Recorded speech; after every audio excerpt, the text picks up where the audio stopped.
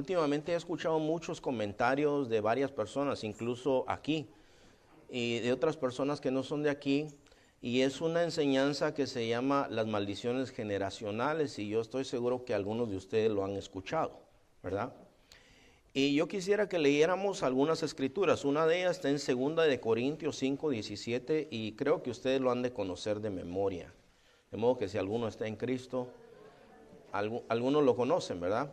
Pero fíjese, hermano, yo quisiera que lo leyéramos y lo meditáramos, lo analizáramos. Vamos a leer también Romanos capítulo 8, versículo 1.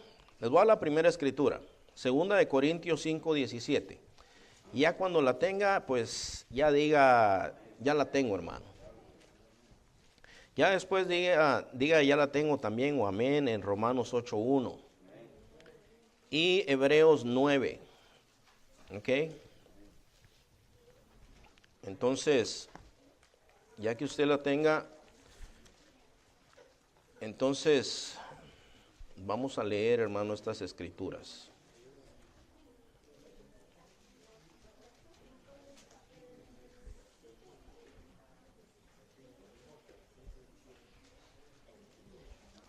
¿Ya están listos, hermanos? 2 Corintios 5:17, Romanos 8:1, Hebreos 9, del 24 al 28, vamos a leer en este momento, ¿ok? Ahora sí, hermanos, ¿ya estamos listos? Bueno, entonces, dice 2 Corintios 5:17, dice de esta manera, hermano, dice, de modo que si alguno está en Cristo, ¿verdad? En Cristo, ¿cuántos están en Cristo de los que están aquí? Estar en Cristo significa que ya creímos en el Señor, que ya le estamos siguiendo, ¿verdad? No creer en Cristo. La Biblia dice que aún los demonios creen en Dios y tiemblan. Pero este no es un creer intelectual, este es un creer en donde a nosotros se nos anunció el mensaje de salvación y nosotros dijimos, yo sí creo y le doy mi vida al Señor y nos arrepentimos y empezamos a seguirle y estamos perseverando, ¿verdad, hermanos?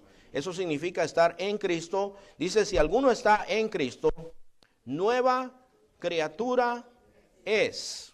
Las cosas viejas pasaron. He aquí, todas son hechas nuevas. Y al decir que las cosas viejas pasaron, no está diciendo que nuestra memoria se borró, hermanos. Todavía recordamos las cosas malas que hacíamos, las cosas vergonzosas que hicimos, las recordamos, hermanos. Todavía están ahí. Es más, algunos sufren las consecuencias de algunas cosas que han hecho, ¿verdad? O que hemos hecho, hermanos. Eso está ahí también. La Biblia dice que las cosas viejas pasaron en el sentido de que el Señor nos ha perdonado ya el pecado, hermanos. Ayer hablaba con alguien y me dice, a mí me parece injusto, me dice, que haya gente, ladrones y malhechores que se arrepienten y dicen, ya todo pasó. Bueno, no lo dicen ellos, lo dice la Escritura, hermanos, ¿verdad? Dice, imagínate ese ladrón que murió al lado de Jesús, me decía esta persona, ya se arrepintió y ya. ¿Y cómo le contesta a Jesús? Me dice, él mismo me citó la Biblia. Hoy estarás conmigo en el paraíso. No, me dice, no, yo no puedo aceptar eso. Pero Dios es bueno, me dice. Entonces, hermanos, así es el amor de Dios, ¿verdad? O sea, hicimos muchas cosas, hermano, vergonzosas, terribles, pero el Señor nos ha lavado, nos ha perdonado y dice, las cosas viejas pasaron, he aquí, todas son hechas nuevas. Al punto, hermano, que el Señor Jesús dijo, yo voy a preparar lugar para que donde yo estoy, ustedes también estén. ¿A dónde se fue el Señor, hermano? ¿Ah? Espérenme, les voy a preguntar otra vez, hermano. Yo sé que todavía hay síndrome de fin de año aquí, hermano. Se compone hasta como a principios de febrero ya. No, en mayo no, tanto así tampoco, no. Pero como en febrero ya otra vez ya nos desintoxicamos de los tamales y todo eso, hermano, ¿verdad? Ok, ¿a dónde se fue el Señor Jesús, hermano? Hechos dice que lo miraban, ¿verdad? Que iba y fue ascendido a los cielos y aquellos ángeles decían, varones, ¿por qué están mirando arriba? Ese mismo Jesús que se fue va a venir otra vez. Entonces el Señor dice, si yo me fuere, vendré otra vez y los tomaré a mí mismo para que donde yo estoy, ustedes también estén. Entonces, usted entiende, hermano, que nosotros, hermano, algunos de ser borrachos, de ser mal hablados, de ser vengativos, de ser todas estas cosas, ahora el Señor nos ha perdonado nuestros pecados y dice, mira, ahora tú tienes un lugar allá, donde yo estoy, tú también vas a estar. ¿No le parece maravilloso eso, hermano? Bueno, esto es lo que dice la Escritura, no lo digo yo. La Escritura dice eso. Si a alguien le duele eso, pues le puede doler. Vivimos en un país democrático, ¿verdad? Si usted dice, yo no estoy de acuerdo con él, está bien, no estoy de acuerdo, pero esa es la palabra de Dios. No, pero a mí se me hace injusto. Está bien que se le haga injusto, pero es la palabra de Dios. Y la palabra de Dios tiene más autoridad que lo que nosotros pensemos, sintamos, opinemos, etcétera, etcétera. Ok. Romanos 8:1 dice lo siguiente. Ahora pues, ninguna condenación. ¿Qué quiere decir ninguna, hermanos? Y en griego, ¿qué quiere decir ninguna? Y en inglés, ¿cómo se dice ninguna? ¿Ah? Espérense, no hay unanimidad aquí, hermanos. Yo no sé cómo va ese versículo en inglés. There's no condemnation.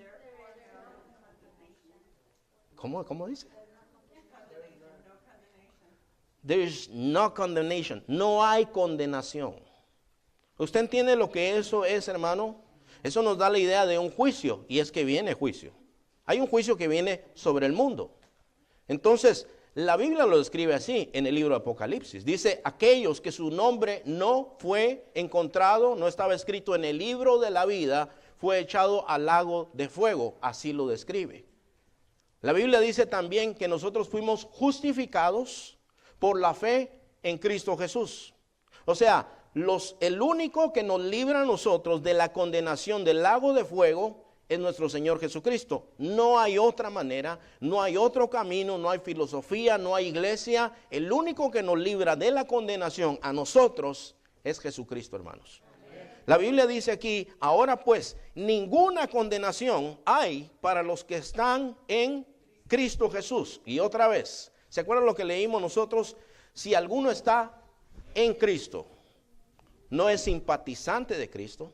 ¿Usted sabe que hay simpatizantes de Cristo que se van a ir al lago de fuego? Gente que dice, ay, mire, qué bonito lo que hacen ustedes. No, pero es que usted también tiene que hacerlo. O sea, verlo de lejos no es suficiente. Yo estoy seguro que pues los jóvenes aquí que van a Magic Mountain, ¿verdad? No se conforman con estar allá afuera y decir, ay, mire, qué bonito todo lo que pasa ahí. Usted quiere entrar, ¿verdad? Uno quiere estar ahí, hermano. Uno paga por estar ahí. Entonces, las cosas de Dios son igual. Con que usted diga, qué bonito todo, ay, qué positivo todo eso, eso no es suficiente. Hay que estar en. Y aquí dice, ahora pues ninguna condenación hay para los que están en Cristo Jesús, los que no andan conforme a la carne. ¿Y qué es andar conforme a la carne? Andar igual que el resto de la gente que no conoce a Dios. Dice, sino conforme al Espíritu. Vamos a leer el pasaje de Hebreos capítulo 9, versículos 24 al 28. Todo esto se lo estoy leyendo, hermano, como una introducción a lo que yo le voy a hablar y le voy a decir por qué es tan dañina esa enseñanza, hermano, que anda por ahí, que dice de las maldiciones generacionales. Y vamos a usar la escritura y vamos a usar la sabiduría que Dios nos ha dado también a nosotros, hermano. Hebreos 9, 24. Aquí habla del sacrificio de Jesús. Ustedes se acuerdan, hermanos, que Juan el Bautista, en el capítulo 1 de Juan, dice, he ahí el Cordero de Dios, que quita, ¿qué? Dijo él, que quita el pecado del mundo. ¿Se acuerdan ustedes?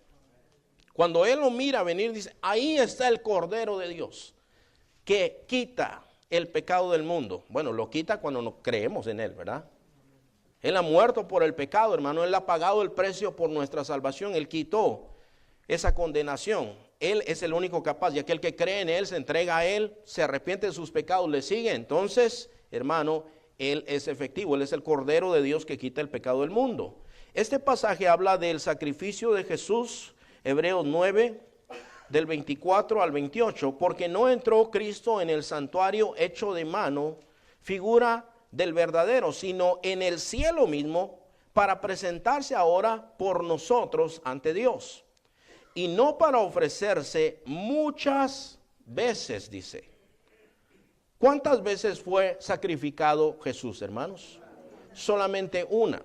Para aquellos, hermanos, y con todo respeto les digo, los que esté aquí o cualquiera que nos mire en el internet, yo no sé si usted sabe qué es la misa, pero en la misa cuando el sacerdote quiebra la hostia, dice que está sacrificando otra vez a Jesús. A veces me preguntan a mí, ¿y a qué hora es la misa ahí en su iglesia?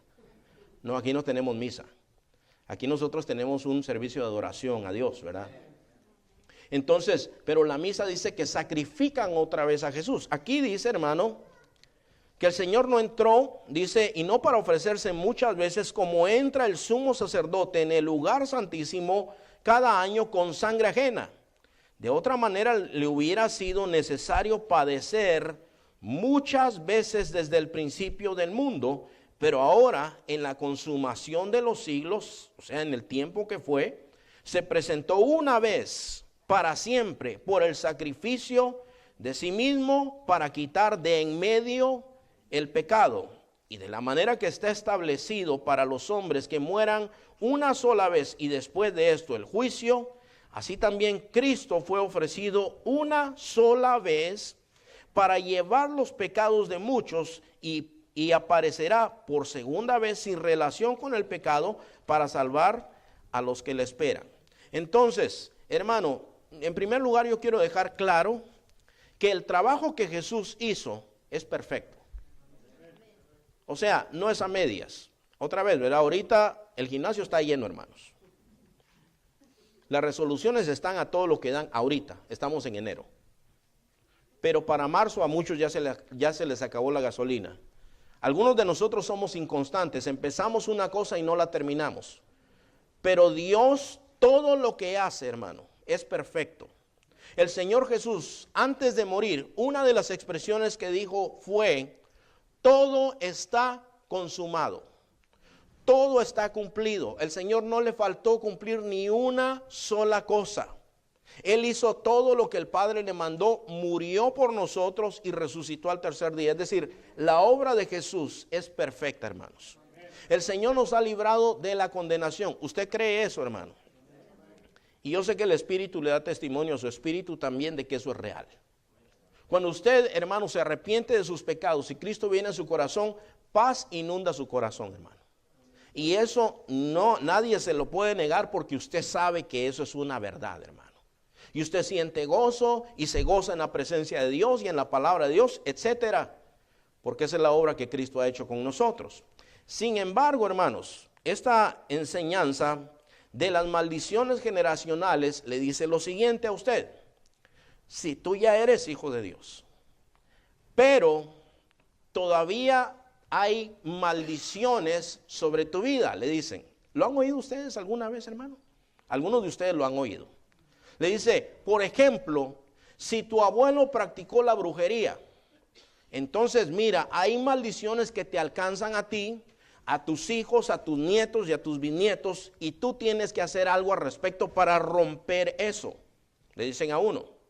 Ellos incluso, bueno, antes de pasar ahí, les digo, en Ezequiel 18 dice que el padre no da cuentas de los pecados de los hijos, o los hijos de los padres, sino que cada quien por su propio pecado morirá. O sea, cuando yo digo, Señor, ¿sabes qué? Yo quiero darte mi vida, pero mi familia también. Ese es un error, porque la salvación es personal, hermano. O sea, yo no me arrepiento en nombre de otro, o en nombre de los muertos, como hacen los mormones que se bautizan en nombre de los muertos, malentendiendo las escrituras, ¿verdad? Pero nosotros sabemos y entendemos que es personal, hermano. La semana pasada nosotros estábamos mirando un rey, hermano, que su papá fue terrible, pero él se entregó a Dios y caminó con Dios. O sea, es personal. O sea, yo no puedo dar cuentas por los pecados de mis padres. Yo doy cuentas por mis pecados. Cuando hay una persona que dice, yo no quiero a Cristo porque yo he visto hipocresía en aquel y en aquel, ok, tal vez tenga razón. Pero en el día del juicio eso no te va a servir de nada, porque cada quien va a dar cuentas al Señor de manera personal. Entonces, pero ellos le dicen, mira, pecaron, tus abuelos, tus bisabuelos, tus padres, y tú tienes que hacer algo para romper esa maldición. Ok, ellos también toman algunos pasajes de las Escrituras. Uno de ellos está en Juan 11:44. Otro de ellos está en Éxodo 20:5. Entonces, fíjese lo que dice aquí. Juan 11:44. Y nosotros debiéramos de interpretar la Biblia correctamente, hermanos. Usted sabe que hay cosas que son espirituales, ¿verdad, hermano? Cuando usted lee el Salmo 91, ahí hay lenguaje que es simbólico, ¿verdad, hermanos? El Salmo 91 dice: el que habita al abrigo del Altísimo morará bajo la sombra del Omnipotente. Entonces, ¿será que está hablando de un abrigo literal, o sea, de un saco que Dios tiene? ¿O está hablando de una sombra literal? Bueno, está hablando en una manera espiritual, diciendo tú estás bajo la protección de Dios, pero está hablando en un lenguaje poético, ¿verdad? Entonces, es importante que nosotros entendamos esto. Dice Juan 11:44 de la siguiente manera. Dice: y el que había muerto salió atadas las manos y los pies con vendas y el rostro envuelto en un sudario. Jesús le dijo: desatadle y dejarle ir. Entonces lo razonan de esta manera. ¿De qué está hablando esta historia, hermano? Por cierto. De Lázaro, ¿verdad? Pues Lázaro es un hombre que Dios amaba, ¿verdad? Jesús amaba a Lázaro y estaba muy enfermo. Y le llegaron a decir: ¿sabes qué? El que tú amas está enfermo. Entonces dice que Jesús se quedó todavía otro rato ahí y no fue rápido. Y entonces después le dice a los discípulos: ¿saben qué? Vamos a ir a donde está Lázaro, porque está durmiendo, le dice. Bueno, si duerme, entonces despertará. No, ya se murió, les dice él. Pero voy para despertarlo. Y ellos no entendían. Y cuando él llega, hay un gran llanto porque ya hace 4 días que se murió y ya apesta a Lázaro. Entonces dice que Jesús llora enfrente de la tumba y se para ahí y llama a Lázaro, le dice: Lázaro, ven fuera. Y entonces dice, ese es este versículo: el que se había muerto salió. ¿Cómo salió, hermanos? A ver, vean ustedes ahí. ¿Cómo salió, hermanos? Atadas las manos y los pies con vendas. Déjenme preguntarle algo: ¿eso es literal o es simbólico? ¿Por qué piensan ustedes que es literal? Porque así enterraban a los muertos, hermano. Así los enterraban, los vendaban a todos, ¿verdad? De los pies y de las manos. Y entonces cuando Jesús lo llama afuera, sale Lázaro ya vivo, con las manos vendadas, con los pies atados, así. Salió, ¿verdad? Ha de haber salido brincando, no sé cómo habrá salido. Pues la cuestión es que salió. Bueno, estos falsos maestros dicen: mira, este que está aquí ya está vivo, como nosotros estamos vivos en Cristo. Pero tenía las manos y los pies atados. Dice: de la misma manera, nuestras manos y nuestros pies tienen que ser desatados. Y yo las puedo desatarle. ¿Usted entiende cómo está la cosa? Dice: mira, tienes que orar, tienes que ayunar. Orar y ayunar es bueno, hermanos. Por cierto, es bueno. La Biblia, por ejemplo, cuando nosotros mirábamos ahí que decía: el que no vive conforme a la carne, sino conforme al Espíritu. Bueno, ¿y cómo vivimos en el Espíritu diariamente, hermanos? ¿Cómo escogemos las cosas del Espíritu diariamente? Bueno, nosotros tenemos comunión con Dios. Nos levantamos, hermano, hablamos con el Señor, tenemos comunión con Él, leemos su palabra para que Él nos hable y el Señor nos llena de su Espíritu Santo, ¿verdad? Y durante el día tratamos de cuidar, de no ofender al Señor, y estamos en una actitud, o tenemos que tratar de estar en una actitud para estar con el Señor. ¿Vamos bien hasta ahí, hermanos? ¿Y el ayuno para qué sirve, hermano? El ayuno es muy malentendido, porque sabe, hermano, que por ejemplo el sábado va a haber ayuno allá en la montaña. Ahora, si alguno de los jóvenes fuera y dijera: bueno, yo voy a ayunar porque yo necesito $4,000 para un carro que quiero comprar. no gaste su tiempo. Porque el ayuno no es una manda. Pero algunas veces se nos ha enseñado que si tú te pones a ayunar y ayunas, entonces Dios te va a dar. Eso es malentender el ayuno. El ayuno sirve para consagrarnos al Señor, hermano. Cuando nosotros ayunamos, vamos, renunciamos a la comida, nos apartamos, hermano, y vamos y tenemos comunión con el Señor y buscamos consagración, buscamos llenura del Espíritu Santo. Eso es lo que estamos buscando. Si tú buscas, te doy esto, fíjese, hermano, qué ridículo es eso, ¿verdad? ¿Qué necesita Dios, hermano? Nada, no necesita nada. Mira, Señor, yo vengo a proponerte un negociazo. Yo voy a ayunar 40 días, así como tú lo hiciste, pero tú me das esto. ¿Ah? ¿Cómo la ves? Y algunos apelan como a los sentimientos y dicen, usted va a mover el corazón de Dios. ¿De veras? No, hermano. Un hombre una vez estaba enojado con Dios y me dijo, he estado ayunando y Dios no me ha devuelto a mi esposa, pero era un adúltero, hermano. Que una y otra vez y otra vez y otra vez había engañado a su esposa y decía, Dios no me ha devuelto. No, vos hiciste eso, le dije yo. Eso lo hiciste vos, no lo hizo Dios. Entonces, pero a veces nosotros entendemos como que si yo ayuno, Dios me va a dar esto. El ayuno es para consagrarnos, hermano. ¿Te entiende eso? Entonces, bueno, pero ellos dicen, mira, así como está aquí, así están algunos cristianos. Ya tienen a Cristo, pero tienen las manos y los pies atados. Eso se llama maldición generacional. No sé, no dice nada de eso aquí, hermanos. ¿Vamos bien hasta ahí, hermanos? Bueno, y luego usan Éxodo capítulo 20 y versículo 5. Éxodo capítulo 20, versículo 5, que es parte de los 10 mandamientos. Entonces, si usted lee en el versículo 4, dice, no te harás imagen ni ninguna semejanza. Eso lo acabamos de estudiar, ¿verdad, hermanos? Aquí en la escuela dominical. De ninguna cosa que está en los cielos, ni en la tierra, ni bajo de la tierra, no te inclinarás a ellas, es el versículo 5. No te inclinarás a ellas ni las honrarás. Hablando de qué, hermanos, de imágenes. No se nos está permitido a nosotros adorar imágenes de acuerdo a la Escritura. Dice, no te vas a inclinar delante de ellas, no las vas a honrar, porque yo soy Jehová tu Dios, fuerte, celoso. Y luego escuche esto, de aquí sacan las maldiciones generacionales, que visito la maldad de los padres sobre los hijos hasta la tercera y cuarta generación de los que me aborrecen. Entonces, ahí dicen ellos, mira, ahí está exactamente. Entonces, tiene muchas implicaciones creer en esto, hermano. Aquí ciertamente el Señor habla diciendo, yo voy a visitar la maldad de los padres sobre los hijos hasta la tercera y cuarta generación de los que me aborrecen. Ahora, fíjate, hermano, cuando tú vienes a Cristo, ¿qué es lo que sucede de acuerdo a 2 de Corintios 5:17 que leímos? Tú eres una nueva creación, las cosas viejas pasaron.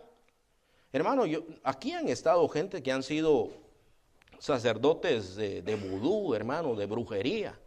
¿Se acuerda de Cheo Negrón que estuvo aquí una vez y nos habló de esas cosas, de las cosas que hacía, hermano? Hemos conocido personas, hermano, que han estado en cosas terribles, que han estado en drogadicción, en narcotráfico, pero las cosas viejas pasaron y todas son hechas nuevas, ¿verdad? Lo que sí enseña la Escritura, hermano, es que hay una consecuencia del pecado. Gálatas 6:7 dice que no erréis, dice Dios no puede ser burlado, ¿verdad? Dice, Dios no puede ser burlado. Todo lo que el hombre sembrare, eso también segará, dice la Escritura. Pero fíjese, hermano, ahora, esta es la cuestión, ¿verdad? Le dicen a la gente, mira, aquí está, todo esto es que estás viviendo en maldición. Por eso es que, por ejemplo, hermano, hay un hermano, ¿verdad? Vamos a decir un hermano que tenía problemas con el alcohol en su vida pasada, que era alcohólico. Y entonces ya empieza a caminar con Dios, pero luego empieza a tomar otra vez. Y bueno, se arrepiente y sigue adelante y un año después empieza a tomar otra vez.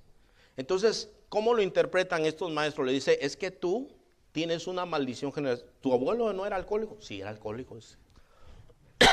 ¿Tu papá no era alcohólico? Fíjate que sí, ahora que me acuerdo, sí era alcohólico, bastante alcohólico. Es que es una maldición generacional. Pero ¿sabes qué? Vamos a irnos a un retiro, vamos a ayunar ahí y vamos a romper esa maldición generacional. Mira, hermano, lo que yo te puedo decir es cuando nosotros caemos en pecado es porque nos alejamos de Dios. Cuando nosotros caemos en pecado, hermano, el Señor Jesús le dijo, por ejemplo, a sus discípulos, oren para no entrar en tentación. Cuando el Señor Jesús fue tentado en el desierto, ¿con qué se defendió, hermano? Con la palabra de Dios. Viene el tentador, le dice, mira, que estas piedras se conviertan en pan, si tú eres hijo de Dios. ¿Y cómo contesta el Señor Jesús? No solo de pan vivirá el hombre, sino de toda palabra que sale de la boca de Dios. Lo cual quiere decir, hermano, que hay diferentes cosas que a nosotros nos fortalecen y hay otras que nos debilitan. Cuando nosotros dejamos de leer la palabra, nos hacemos débiles, hermano. Porque la palabra de Dios es la que nos da dirección a nosotros, nos amonesta. Puede ser que tú hayas leído 100 veces la misma cosa, pero el Señor te vuelve a aconsejar. Puede ser que pasaron 100 días y no hubo tentación sexual, quizás. Y tú has leído al respecto de esas cosas, qué sé yo, pero en el día 101 hay una tentación sexual. Si tú te mantienes en comunión con el Señor, en obediencia, el Señor te va a fortalecer, hermano. Pero cuando nosotros nos alejamos de esa comunión, nos metemos en problemas. Ahora, este es uno de los problemas de creer en esto, que la culpa en realidad la tiene el diablo. Y déjeme decirle que el diablo viene, el tentador viene, pero no puede obligarnos a pecar. Nos pone la tentación, nos puede poner todo servido en bandeja de oro, pero no nos puede obligar a pecar. Yo, hermano, hablando con algunas de estas personas, hermano, ¿qué te pasó? ¿Por qué caíste? Es que fui a una fiesta, hermano. ¿Por qué fuiste ahí? ¿Verdad? ¿Qué estabas haciendo ahí? ¿Por qué estabas ahí? Si tú ya sabes de dónde saliste, sabes cómo es tu vida. Es que quería testificarles. ¿Y ahora cómo quedó tu testimonio? ¿Qué tipo de testimonio les diste? Es que fuimos a una discoteca. Mira, primeramente en una discoteca no se oye nada. No se oye nada. No me digas que querías testificar ahí. Entonces, hermanos, miren, hay mucha gente que se mete ellos mismos en las tentaciones porque a veces nosotros no tenemos cuidado. A veces nosotros dejamos de leer la palabra, dejamos de orar, dejamos de congregarnos. Congregarnos es un mandamiento, hermano. ¿Qué dice Hebreos 10, 24 y 25? Nosotros lo sabemos de memoria, hermano. Dice, considerémonos unos a otros. ¿Qué quiere decir eso, hermano? Que nosotros estamos conectados unos con otros. Miren, hermanos, el ser nosotros hermanos es una bendición. Sí, es una bendición. Hay testimonio, está Martita hoy aquí, no está Martita, ¿verdad? Pero fíjese, el otro día Martita decía, yo no tengo a nadie aquí, pero yo no me siento sola, decía, porque tengo a mis hermanos en Cristo. Entonces, eso es muy importante, hermano. La primera vez que yo me enfermé siendo cristiano, a mí me gustó, hermano. Es que yo estaba acostumbrado, hermano, a estar totalmente solo. Y una vez me enfermé porque yo les conté que fui muy pobre y una vez me dijo una viejita, me dice, esas hojas que están ahí se comen, me dijo. De veras, le digo yo. Sí, le parte tomatito y olvídese, me dice, están riquísimas. No, pero a mí no me gusta, solo se fue. Las corté yo, hermano, las cociné ahí. Y me comí unos tacos. Hermano, yo sin mentirle pasé como unos 5 días con fiebre. Solo yo, hermano. Yo estaba solo. Nadie me atendió y yo estaba acostumbrado a eso. O sea, mi vida era así. Entonces, cuando yo me enfermé siendo cristiano, me quedé a dormir así en el puro piso porque había mucho calor sin camisa, ¿verdad? Y amanecí bien enfermo al día siguiente. Pues de pronto llegó una hermana con una sopita de pollo. Mira, mijo, pues para. Oh, gracias, le dije yo. Llegó otra hermana con una gelatinita. Mira, y que un tecito de esto. Wow, dije, es buena onda estar enfermo siendo uno cristiano, dije yo, ¿verdad? Bueno, esto es lo que Dios nos ha dado a nosotros. ¿Usted cree que no me edificó eso a mí, hermano? Mire, yo acababa de romper con todos mis amigos, hermano.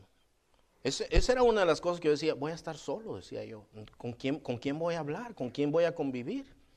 Pero resulta, hermano, que a romper con los amigos Dios me da una familia que vinieron a ser de bendición. La hermana Vicky que vino la semana pasada, ella, hermana, fue una gran amiga. Ella nosotros la amamos como una mamá. ¿Por qué? Porque cuando nosotros no teníamos, ella decía, vengan, coman en mi casa, vengan, estemos aquí. Y yo digo, wow, qué paciencia la que tuvo, porque yo comía como un náufrago, hermanos. Yo no miraba esas cosas en aquel tiempo, pero sí miraba el amor, miraba la acción y decía, esta es una hermana en Cristo, ¿verdad? Y así como ella, otros fueron de bendición. Como yo aprendí a tocar la guitarra, había un hermano que tenía una guitarra carísima, hermanos, bien cara. Ahí en Guatemala, en aquel tiempo le había costado como $500 su guitarra. Era un tesoro para él. Y aún la otra vez que yo fui, la tiene igualita, hermano. La cuida tanto su guitarra. Me dijo, hermano, aquí está la guitarra. Usted úsela, usted aprenda. Eso para mí fue bendición, hermanos. Para mí es bendición. Primero yo tenía una guitarra que alguien me regaló, hermano, y estaba así toda curveada, pandeada, y cuando uno está aprendiendo te duelen mucho los dedos, ¿verdad? Y las cuerdas quedaban así, hermano, a una distancia así. Para hacer un acorde tenía que haber hecho ejercicio, hermano, para hacer un acorde. Pero estos hermanos fueron de bendición. Y la otra vez, Giovanni tocó el bajo por primera vez en la reunión de los varones. Cuando yo empecé, hermano, a tocar la guitarra, hermano, era un desastre eso. Yo se lo tengo que decir, era un desastre. Yo no sabía mucho de notas y me decían, hermano, en re. ¿Qué andan sabiendo yo, hermano? Miren, les decía yo, ustedes canten y ahí a ver si los encuentro. Y eso estamos hablando de un culto, o sea que estábamos aquí. Ustedes canten, hermanos, a ver. Y a veces cuando decían, amén, ran, le daba y me decían, ¿sabe qué me decían, hermanos? Hermano, qué bendición que usted esté aquí tocando la guitarra. Y yo me les quedaba viendo así como, ¿de veras? Pero me di cuenta que eran sinceros porque en realidad nunca me demostraron otra cosa. Ni mi pastor, ni los hermanos siempre me animaron y me decían, hermano, pero usted va a llegar para que toque la guitarra, ¿verdad? Bueno, si quieren, yo la toco, les decía yo. Es que, y el pastor me dijo, no es que tú eres el guitarrista oficial de la iglesia. Entonces, usted mira todos estos detalles, hermano. Para María Fernanda, la esposa de mi pastor, es su abuelita también, ¿verdad? Es una abuelita. ¿Por qué? Porque estuvo ahí, hermano. Siempre estuvieron ahí. Los hermanos son una bendición. Aquí son una bendición también, hermanos. Pero, entonces, fíjese, tener comunión con los hermanos, leer la palabra de Dios, hermano, orar al Señor, ayunar, todas estas cosas a nosotros nos fortalecen. Entonces, la Biblia dice que la cena del justo es como la luz de la aurora que va en aumento. Pero ¿qué si nosotros no hacemos estas cosas, hermano? Déjeme preguntarle algo. ¿Conoce usted cristianos que no leen la Biblia? ¿Conoce cristianos que no oran? ¿Conoce cristianos que no se congregan? ¿Que no tienen comunión unos con el otro? Bueno, estas cosas nos debilitan. Pero si nosotros hacemos lo que Dios nos dice, esto nos fortalece. Y ¿sabes qué, hermano? Es poco probable que caigas en pecado si tú estás perseverando en el Señor. Primera de Juan dice, el que conoce a Dios no practica el pecado. La Biblia también dice en el Salmo 19 que la ley de Jehová convierte el alma. Hermano, si tú empiezas a leer, empiezas a obedecer, tu misma alma se convierte. Es decir que los anuncios de corona que miras con la corona sudando ahí todavía es, ay Señor. Entonces tu corazón no ha sido transformado. Hay algunos que hablan de su testimonio y es que nosotros nos tomábamos, hermano, ay, pero, o sea, como que todavía gozándose con aquello, ¿verdad? Entonces, la ley de Jehová convierte el alma, hermano. Y entonces el Señor te va fortaleciendo. Pero hay un peligro en echarle la culpa a Satanás de todo. Llegó un espíritu de alcoholismo, llegó un espíritu de eso, llegó un espíritu de lo otro. Y al final los espíritus son los que tienen la culpa. ¿Y dónde está nuestra responsabilidad, hermanos? Tú has visto, hermano, por ejemplo, cuando David pecó, dice, sucedió cuando los reyes salen a la guerra, que David se quedó en su casa. ¿Dónde tenía que haber andado David, hermanos?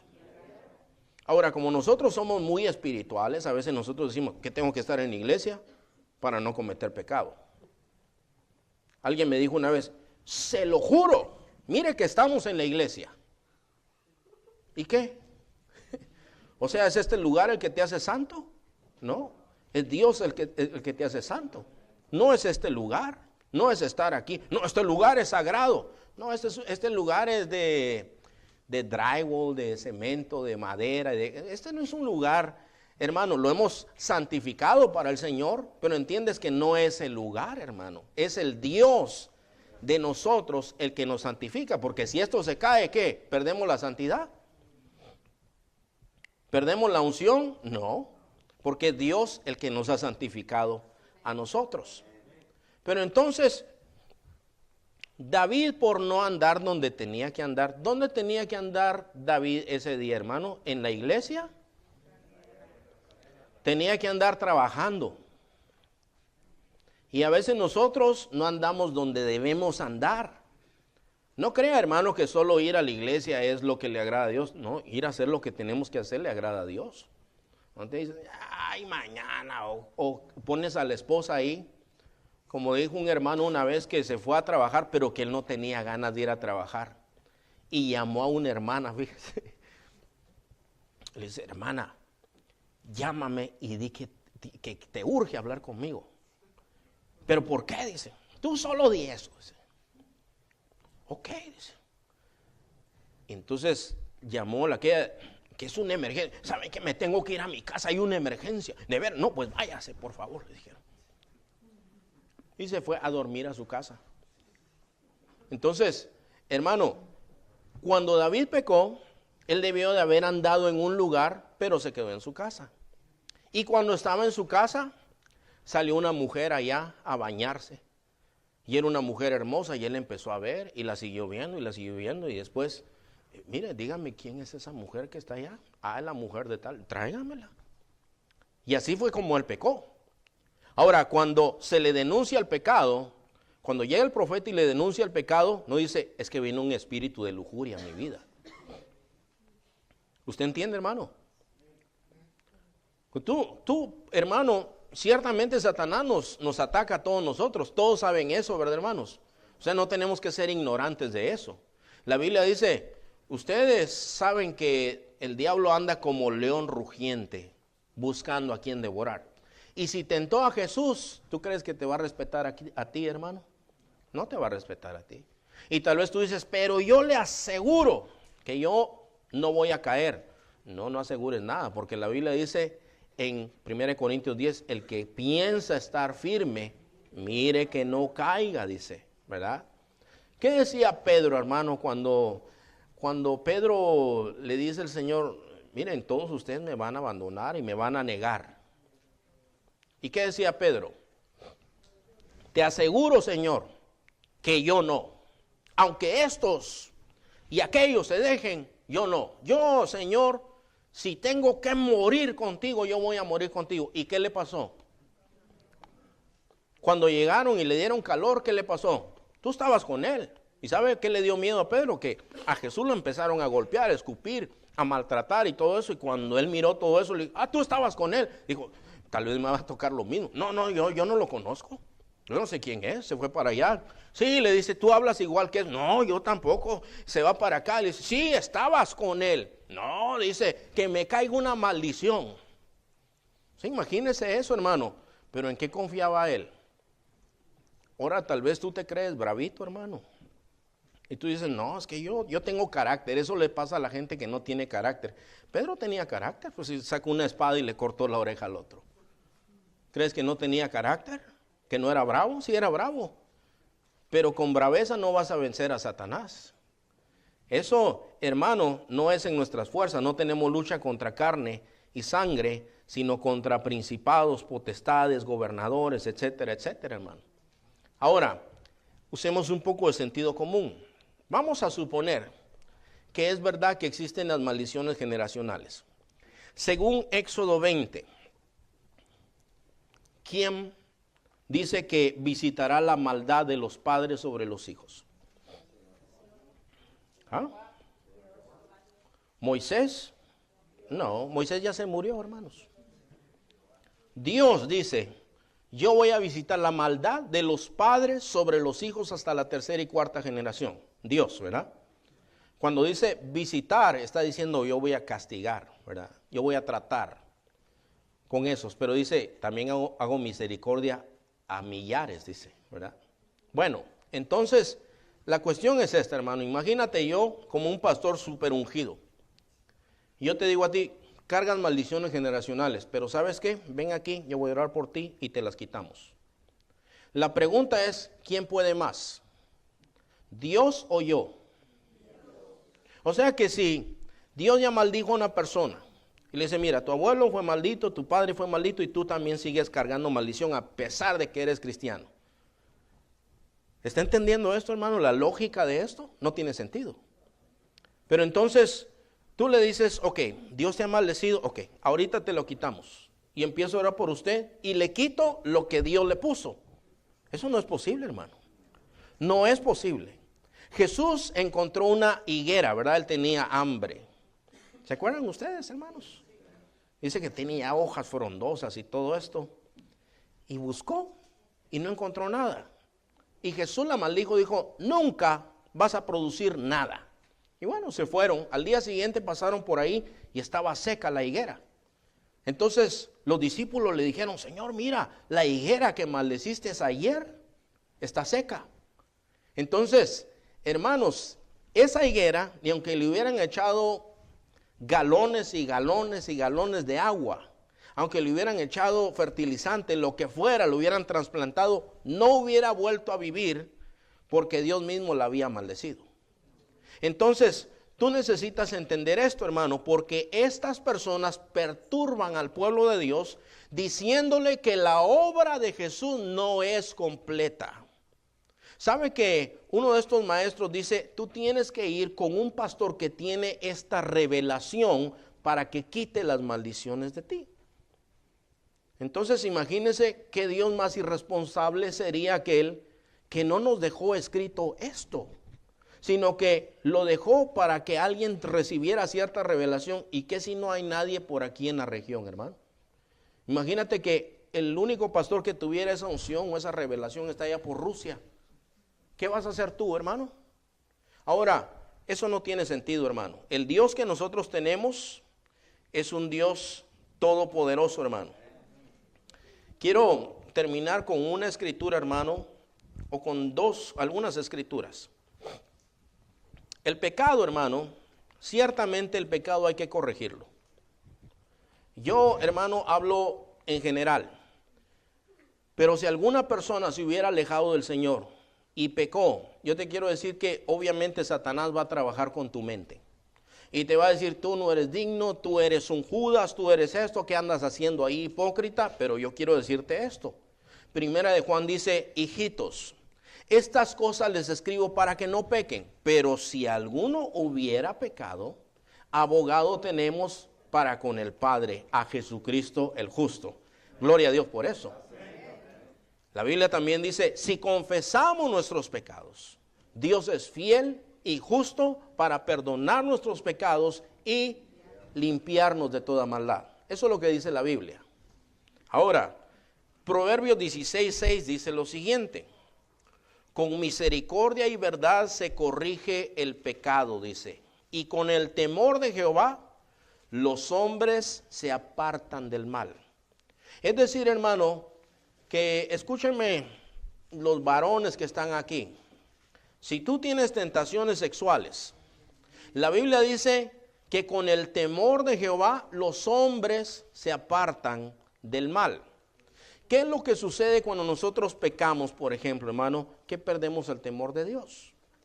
Si tú estás enfrente de tu computadora y te viene la tentación o la duda o lo que sea, que tú dices, voy a ver esto, ¿verdad? Pero un ratito, nada más, ¿verdad? Es que la duda me consume, o qué sé yo, quiero ver qué tan fuerte estoy. Qué sé yo, ¿verdad? Las mentiras que te quieras decir a ti mismo. Has perdido el temor de Dios. Porque si estuviera un hermano ahí a tus espaldas y te estuviera viendo, tú no lo harías. Dice, no, es que este hermano después les va con el chisme a todos los hermanos allá. ¿Y qué van a decir? Y si está el pastor, porque algunos le tienen miedo al pastor también, ¿verdad? Dice, no, ahorita va a venir el pastor, voy a poner un fondo de pantalla de Jesus Loves You, ahorita, ¿verdad? Y le voy a decir tal cosa, porque así es como hacen algunos. Tú no tienes temor de Dios.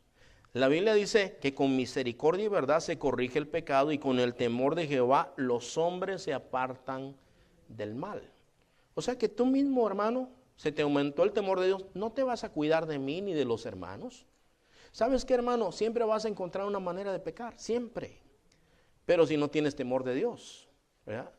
Si tienes temor de Dios, no importa dónde estés, si estás solo, si estás lejos, si nadie te conoce allá, lo que sea, por el temor de Dios tú no vas a pecar, hermano. Amén.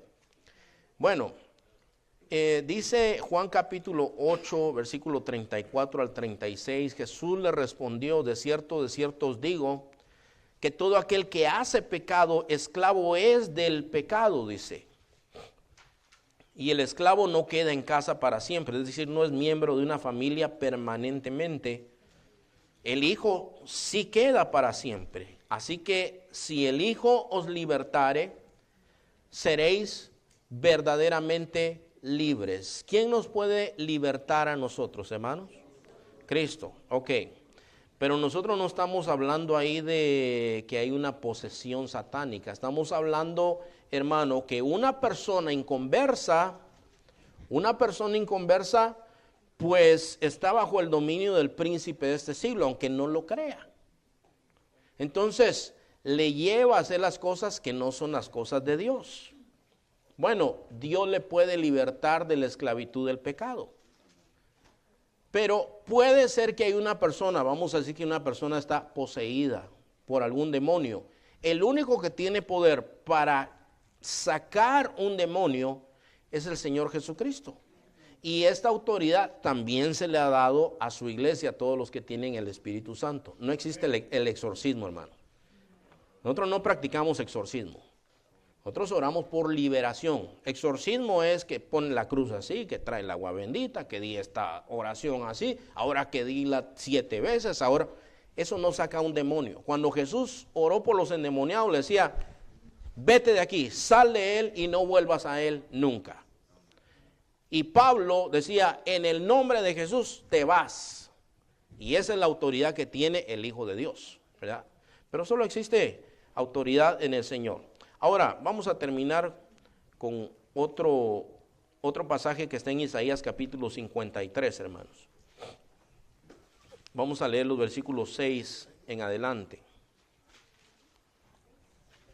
Isaías 53. Que nadie los perturbe con esas cosas, hermano. Que nadie los perturbe diciéndole que usted tiene maldiciones encima, porque el que está en Cristo es una nueva criatura. No hay condenación para los que están en Cristo. Pero si tú andas mal, arrepiéntete también. Tienes que arrepentirte. Tienes que volver al Señor. No culpes a ningún espíritu inmundo. Tú asume tu responsabilidad y pide perdón al Señor.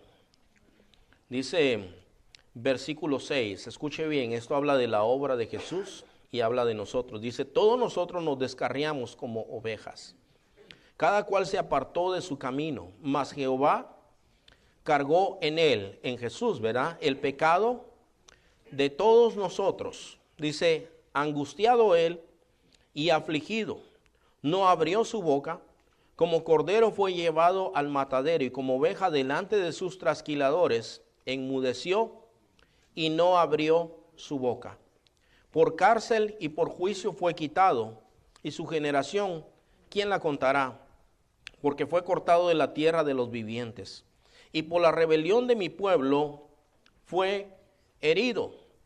Y se dispuso con los impíos su sepultura, mas con los ricos fue en su muerte, aunque nunca hizo maldad ni hubo engaño en su boca. Con todo eso, Jehová quiso quebrantarlo, sujetándole a padecimiento, cuando haya puesto su vida en expiación por el pecado. Verá linaje, vivirá por largos días, y la voluntad de Jehová será en su mano prosperada. Todo empieza con el Señor Jesucristo. Allá en el campamento de hace unos 2 años nos contaban una historia, hermano, que me impactó muchísimo. Y yo quiero contarle esto. Otra vez, ser simpatizante de Jesús no es suficiente. Fíjate, hermano, que este hermano nos contaba que en una serie mundial estaban en el último partido. Y de pronto este jugador bateó y pues la pelota se fue a uno de esos lugares que a veces son un poco inaccesibles, donde se tardan los del field para llegar ahí, ¿verdad? Y el hombre, hermano, pasó por todas las bases y llegó al home y empezó a saludarse con todos, porque esto los coronaba como campeones de la liga. Pero el umpire declara que está nulo todo.